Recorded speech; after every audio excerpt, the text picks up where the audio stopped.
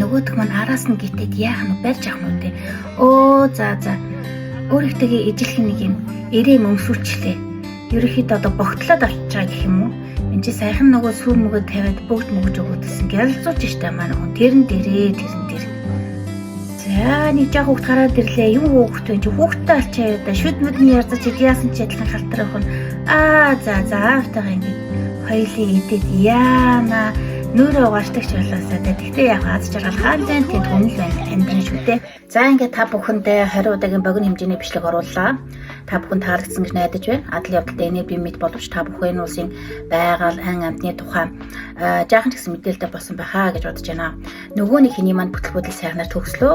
Үнэн дээр түүнийг ферман гэдэг бөгөөд 1993 оны 2 сарын 28-нд төрсэн одоо 33 настай төрийн албаа хаагч залуу бөгөөд Facebook дээр 1.7 саягаар Instagram дээр 447 мянган дагагчтай аль сонирхлоороо баг болон залуустай хамтран ийм олон төрлийн контент тестийг би дундаас нь сонгон авч найруулад 20 ангид богино бичлэг хийсэн. Тэд надад албан ёсоор бичлэгээ ашиглах хэрэг өгсөн. Түүний нөгөө нэг хүүхнийг бол Анкета гэдэг бөгөөд Энтэг улсын иргэн Facebook дээр 74 мянган дагагчтай, Instagram дээр 128 дагагчтай юм байна. Ямар ч байсан ажил хичээлийнхээ хажуугаар 2 сарын турш амжуулаад хийж дуусгалаа. Цаашдаа миний адал явдлаар үргэлжлэх болно. Хамт байдаг та нартай баярлалаа. Эрүүлийн сарвал сайхныг хүсэн ерөөе.